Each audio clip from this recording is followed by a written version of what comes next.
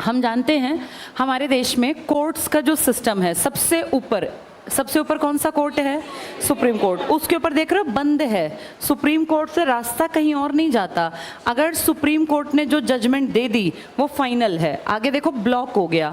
आप नीचे से रास्ते ऊपर की तरफ ले जा सकते हैं। आपके छोटे छोटे कोर्ट्स होते हैं हर एरिया में, ज़िले में, हर ज़िले में कोर्ट है। जैसे कहते हैं डिस्ट्रिक्ट कोर्ट। एक सेशन कोर्ट होता है जिसमें क्राइम वाले मामले जाते हैं। अगर कोई इनसे नाखुश है तो वो हाई कोर्ट में जा सकता है। हाई कोर्ट से भी नाखुश है तो सुप्रीम कोर्ट में। लेकिन सुप्रीम कोर्ट से नाखुश आदमी का कुछ नहीं हो सकता क्योंकि ये ऊपर जाके बंद है, यानी इसका निर्णय अंतिम है। लेकिन आपके प्रेसिडेंट को इतनी पावर दी गई है, आर्टिकल 72 कहता है कि हमारा प्रेसिडेंट सुप्रीम कोर्ट के किसी आदमी के लिए किए गए फैसले को बदल भी सकता है।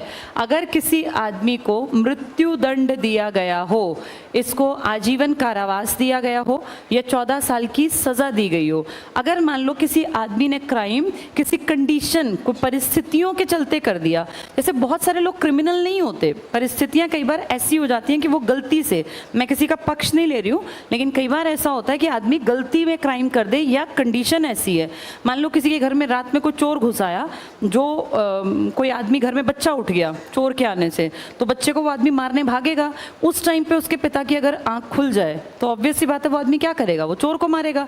उस मारपीट में अगर चोर मर गया तो उसने इंटेंशनली मर्डर किया या परिस्थितियों के कारण? ऐसे बहुत सारे लोग होते होंगे ना इस तरह का क्राइम करने के कारण।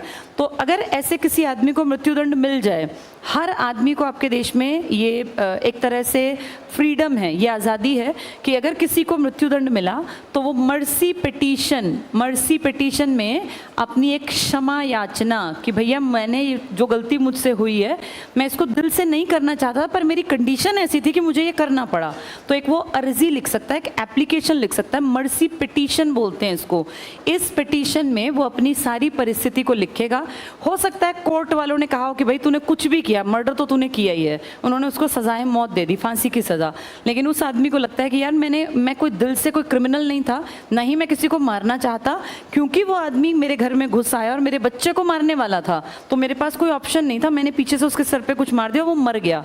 तो ये मर्सी पिटीशन अगर लिखता है प्रेसिडेंट को, प्रेसिडेंट के सामने ये जाएगी एप्लीकेशन। अगर ह्यूमन बेसिस पर उसे लगे ह्यूमैनिटी के चलते कि यार इसकी जगह अगर मैं होता तो मैं भी यही करता, कोई भी आदमी ऐसा ही करेगा, उस कंडीशन में अगर राष्ट्रपति फील करे कि इस बेचारे की गलती नहीं है और ये कोई हार्डकोर क्रिमिनल तो है नहीं कि इस पे 10 तरह के केसेस और धाराएं लगी हों, ये तो एक अच्छा खासा मिडिल क्लास आदमी था, सही नौकरी करता था, पैसे कमाता था, बेचारा अपना परिवार पाल रहा था, पर किसी गलती के चलते वो इसकी किस्मत खराब थी कि एक चोर इसके घर में घुसा और इसने उसका मर्डर इसको करना पड़ा। अगर उसको दया आ जाती है तो हो सकता है वो उसके मृत्युदंड को माफ कर दे। ये पावर सिर्फ और सिर्फ किसको दे रखी है?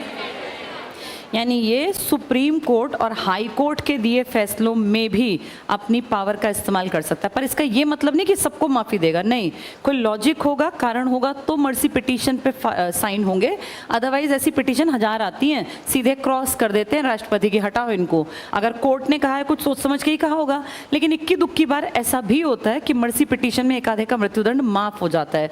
मान लीजिए कोई औरत जिसने क्राइम कर दिया, उस टाइम उसके गर्भ में 2 महीने का बच्चा था, अब उसको 7 महीने बाद फांसी की सज़ा है, तो वो मर्सी पिटीशन लिख दे कि भाई मेरी गलती की सज़ा मेरे बच्चे को क्यों दी जा रही है। तो हो सकता है किसी कारण उसने भी परिस्थिति के चलते किसी का मर्डर किया हो, तो वहाँ मर्सी पिटीशन काम आ जाती है। और अगर राष्ट्रपति के मन में ये आए कि सही बात है इसके बच्चे की क्या गलती, और बच्चा अगर अकेला बाहर छोड़ दोगे तो वो तो वैसे ही क्रिमिनल बनेगा, तो हो सकता है ऐसी कंडीशन में मर्सी पिटीशन पे राष्ट्रपति साइन कर दे कि ठीक है इसका मृत्युदंड, इसकी फांसी, इसकी सज़ा माफ़ की जाए। वो कम भी करवा सकता है, किसी को 15 साल की 14 साल की सज़ा थी तो हो सकता है वो कह दे कि छोड़ दो इसको, माफ़ करो, 7-8 महीने बाद इसका बच्चा जो धरती पे आएगा उसको माँ की भी ज़रूरत है, इसको रिहा कर दो। यानी ये सब काम किसके हाथ में है? तो मृत्युदंड को माफ़ करना, सज़ा को कम करना, सज़ा की प्रकृति को बदलना। कई बार सज़ा मिलती है बामुशक्कत, सुना है ऐसे तुमने, डायलॉग्स होते हैं ये, इसका मतलब होता है बहुत हार्डवर्क कराओ। हमारे देश में ना ये कैदियों को मुफ्त में खाने हमेशा नहीं मिलते, जो ये हार्ड कोर क्रिमिनल्स होते हैं इस तरह के लंबे लंबे, कोई 14 साल के लिए आ गया तो फ्री में क्यों खिलाएंगे, बहुत बार इनको काम धाम में लगा दिया जाता है। अब तो खैर उतने काम धाम मशीनें करने लग गई, लेकिन पुराने ज़माने में अंग्रेज़ क्या करते थे, जो इंडियंस क्राइम करते ना उनको रेलवे के ट्रैक बिछाने का बहुत भारी काम था, फिजिकल वर्क था बहुत सारा, उसमें उनसे काम लेते थे।